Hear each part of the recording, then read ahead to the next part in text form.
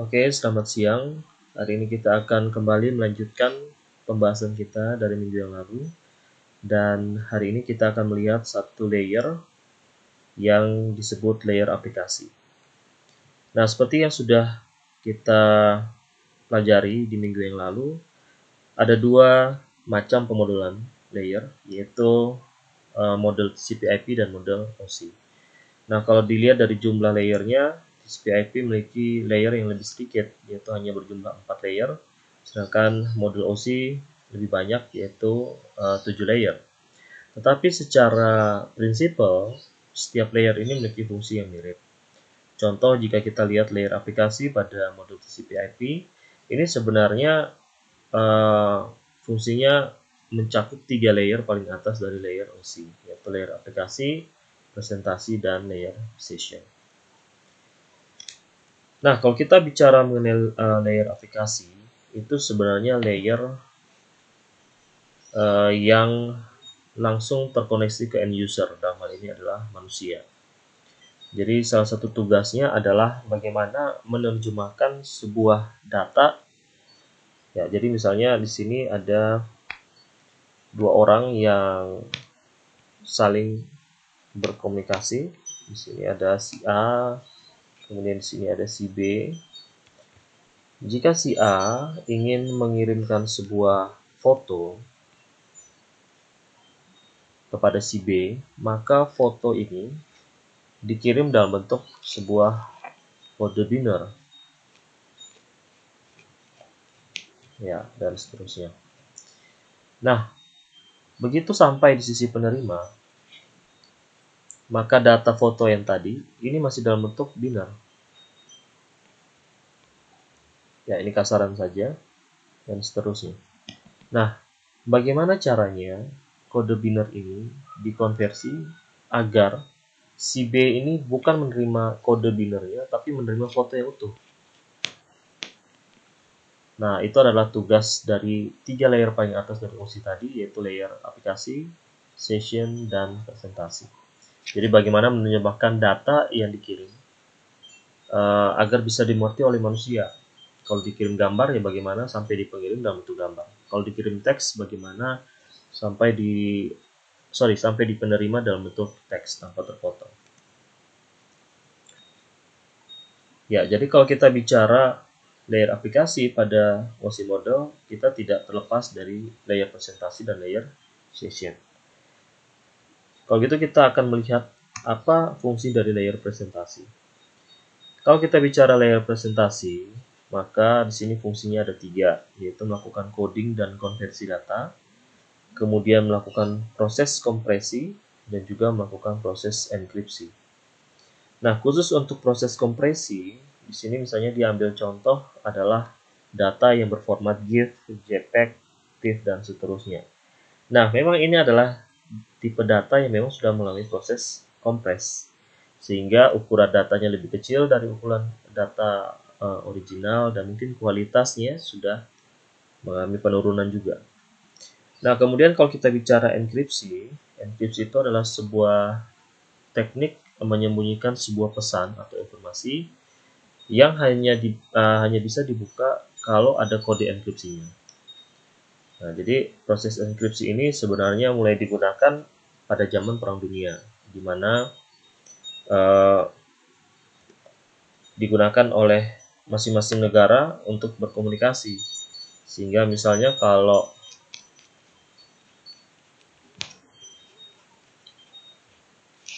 dalam hal ini misalnya Amerika dan Jerman. Amerika memiliki kode enkripsi sendiri, dan Jerman memiliki kode enkripsi tersendiri. Tujuan enkripsinya apa? Tujuannya adalah agar pesan atau informasi yang diteruskan oleh sesama tentara Amerika tidak bisa didengarkan oleh musuh. Begitupun sebaliknya, apa yang dikomunikasikan oleh sesama tentara Jerman tidak bisa didengarkan oleh pihak Amerika. Nah, itu adalah sepintas mengenai asal mula dari proses enkripsi. Nah, kemudian selanjutnya kalau kita bicara mengenai layer session, maka fungsi utama secara umum dari layer session ini adalah dia menyediakan sebuah session. Nah, apa itu session? Sambil contoh, jika kembali contoh yang sama, ada dua orang yang ingin berkomunikasi, maka sebelum melakukan proses komunikasi ada yang harus dilakukan, yaitu menyediakan sebuah wadah untuk berkomunikasi. Nah, wadah inilah yang diistilahkan dengan istilah session atau sesi. Nah, sebelum A dan B berkomunikasi, maka layer session tadi harus terlebih dahulu membuat atau menciptakan sebuah session supaya si A bisa memulai percakapan kepada si B, begitupun sebaliknya. Tanpa adanya wadah atau session ini, maka mustahil si A dan si B ini bisa berkomunikasi. Ya, kemudian layer session ini juga bertanggung jawab menghandle pertukaran informasi antara dua titik yang saling berkomunikasi.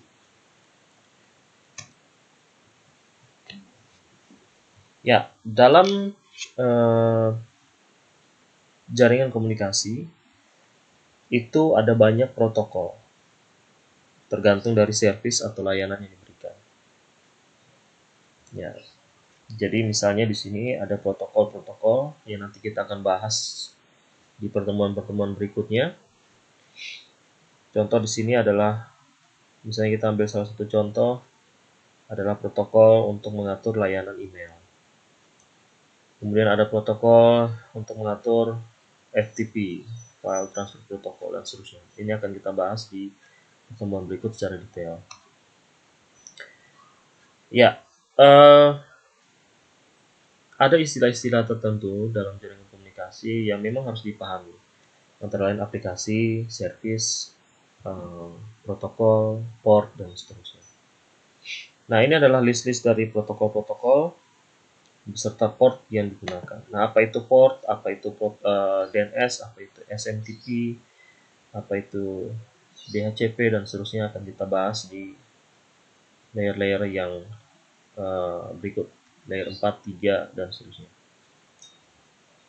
Ya, kalau kita biasa membuka dalam Task Manager, bisa kita lihat di sini, kelihatan bahwa ada yang namanya aplikasi dan ada yang namanya service atau layanan. Contoh yang berwarna merah ini adalah contoh aplikasi, sedangkan yang berwarna biru ini adalah service-nya, ditandai dengan keterangan service. Di sini ada local service, network service, berarti service yang mengandalkan network atau jaringan. Ya, jadi di setiap layer itu harus wajib memiliki protokol, begitupun juga dengan layer aplikasi. Dan protokol yang diimplementasikan pada layer aplikasi ini harus sama antara dua titik yang saling berkomunikasi. Jadi jika tadi A dan B saling berkomunikasi, maka protokol yang digunakan dalam berkomunikasi ini harus sama antara dua titik ini.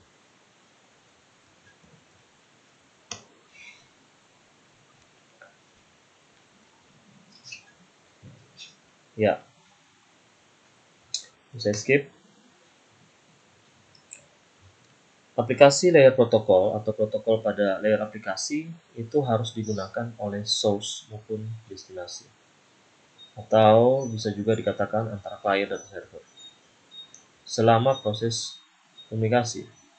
Dan protokol digunakan harus sama, harus cocok antara dua titik yang saling berkomunikasi. Ya, dalam proses komunikasi data, sebuah data pada saat proses pengiriman itu tidak dikirim secara kosongan. Dalam artian, kalau misalnya saya memberikan analogi, si A ingin mengirimkan data kepada si B, maka di sisi A ada 7 layer.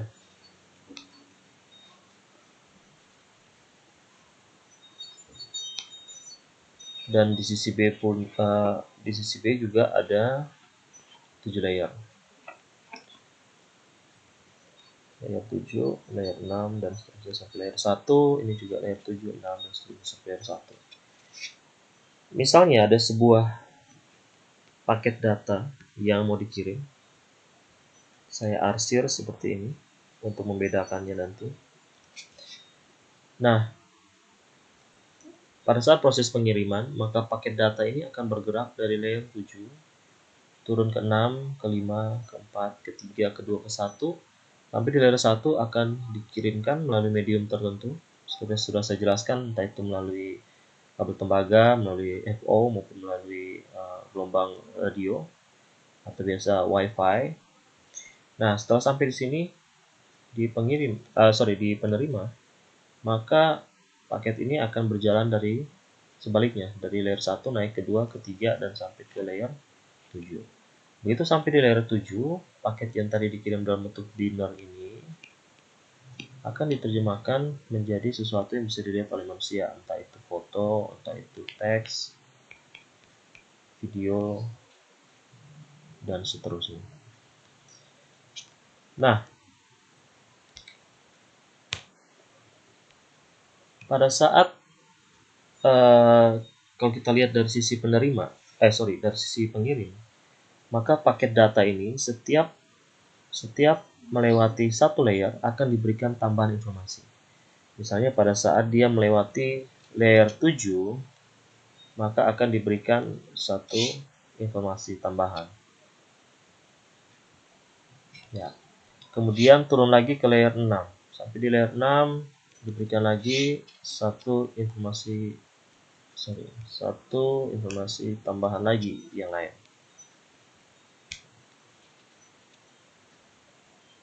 Ya. Dia turun lagi ke layer 5.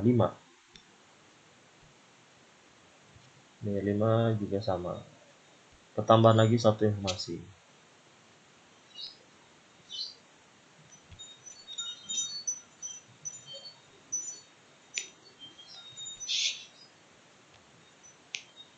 Nah, dan seterusnya dan seterusnya. Nah, informasi yang diberikan di tiap layer itu berbeda-beda. Contoh, pada saat dia melewati layer 3, maka informasi yang diberikan adalah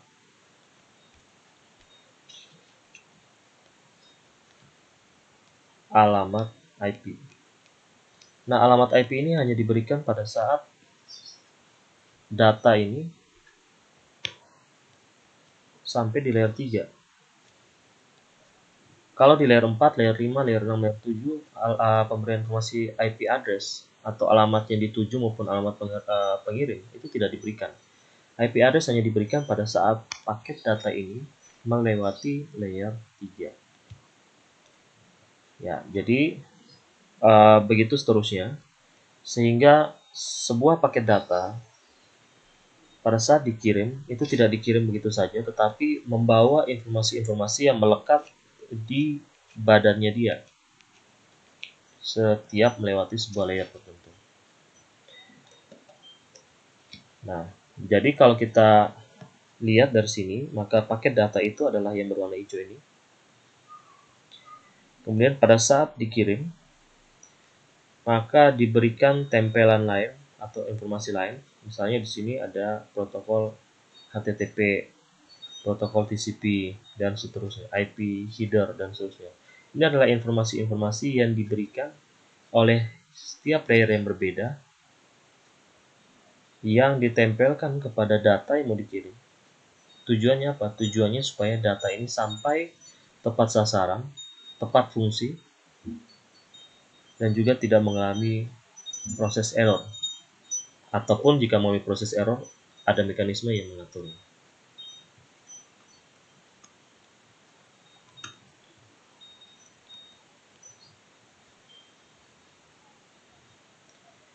Ya, bicara mengenai proses jaringan komunikasi, maka kita tidak lepas dari yang namanya klien dan server. Jadi, secara kasaran, klien itu apa, server itu apa? Klien itu adalah pihak yang meminta data atau informasi, sedangkan server itu adalah pihak yang memberikan data yang diminta oleh klien. Jadi contoh, jika ada yang melakukan download, maka sebenarnya download adalah proses meminta informasi oleh klien dari server, sedangkan upload adalah proses mengirim informasi dari klien kepada server.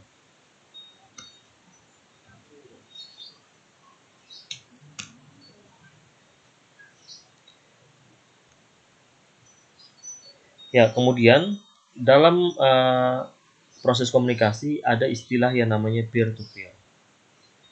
Nah, peer-to-peer ini adalah sebuah jenis komunikasi di mana kedua belah pihak yang saling berkomunikasi bisa sama-sama menjadi klien maupun menjadi server tergantung kondisi. Jadi kalau saya ambil contoh misalnya,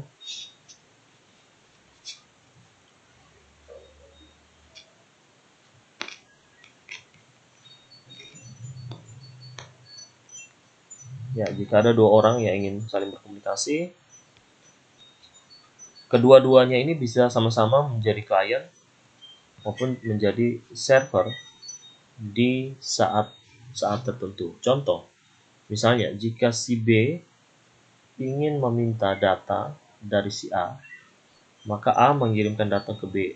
Maka dalam hal ini si A berlaku sebagai server dan si B berlaku sebagai klien. Tapi sebaliknya, kalau si B yang mengirimkan data kepada si A,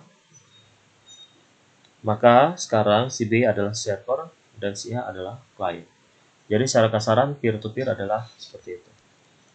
Jadi komunikasi antara dua titik di mana masing-masing bisa bertindak sebagai server maupun klien tergantung kebutuhan. Contoh di sini ada dua titik dan di titik yang sebelah kiri ini ada komputer yang terkoneksi ke printer. Ya, sekarang kalau misalnya komputer yang kiri meminta data dari komputer yang kanan, maka komputer yang kiri sekarang bertindak sebagai klien dan komputer yang kanan bertindak sebagai server. Begitupun sebaliknya.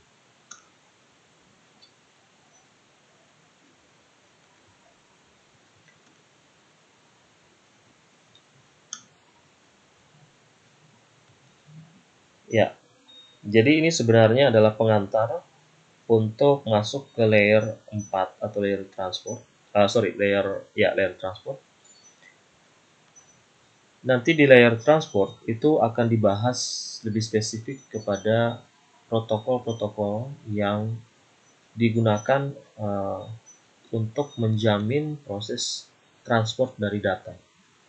Maka nanti ada yang disebut dengan port, kemudian ada yang disebut dengan TCP, UDP, HTTP, SMTP, dan seterusnya.